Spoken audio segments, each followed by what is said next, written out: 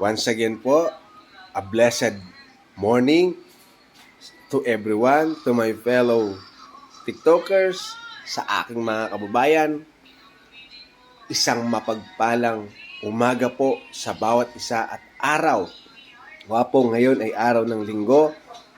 So, iisa ang pinaka-importante sa atin ngayon sa araw na ito is yung ating pakikiniig sa Lord.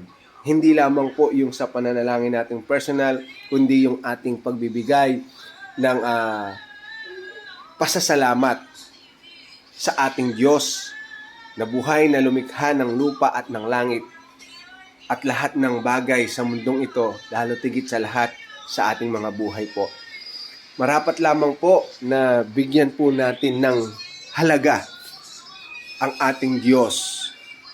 Puwang, hindi lamang po ang maaari, priority sa buhay po natin, sa puso po natin.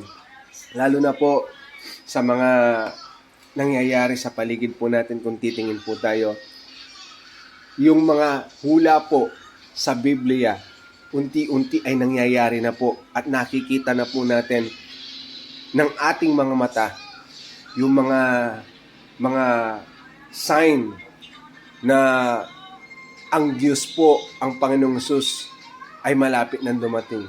Though hindi po natin alam at walang sino man po ang makakapagsabi o nakakaalam kung kailan darating ang Panginoong Hesus muling babalik upang kunin ang sa Kanya.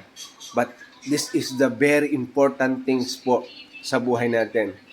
At nawa ito po ay mailagay po natin sa isipan natin, sa puso natin, or maitanong natin kung sakali ba na dumating ang Panginoong Hesus at kukunin niya sa Kanya, ikaw ba kaya, kabayan, ay makakasama sa kahariang inihanda po ng Diyos para sa mga mananampalataya?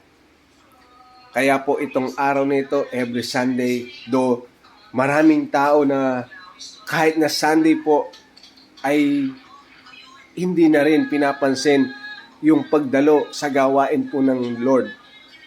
Like yung pagpunta sa church upang sumamba, nakasama yung mga mananampalataya at magpasalamat po sa ating Diyos.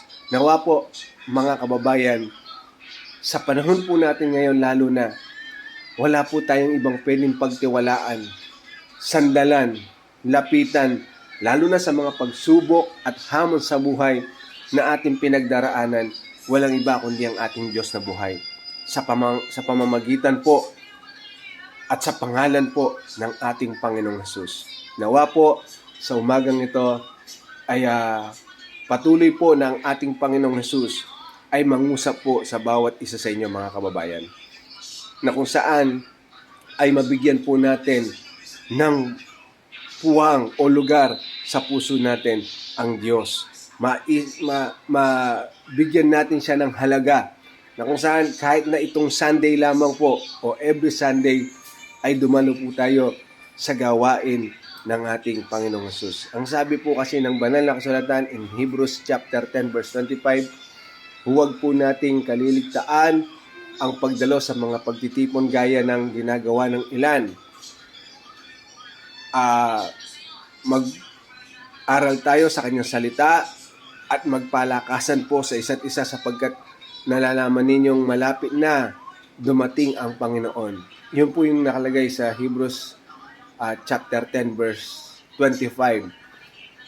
At ito po ay patuloy na pinapaalala po ng banal na kasulatan sa bawat isa sa atin, mga kababayan, na bigyan po natin ng puwang o oras ang Diyos para sa buhay po natin. Sapagkat naniniwala tayo na siya po ang gumawa, naglikha ng lahat ng bagay sa mundong ito, ng lupa at ng langit, lalo tigit sa lahat sa buhay po ng bawat isa sa atin.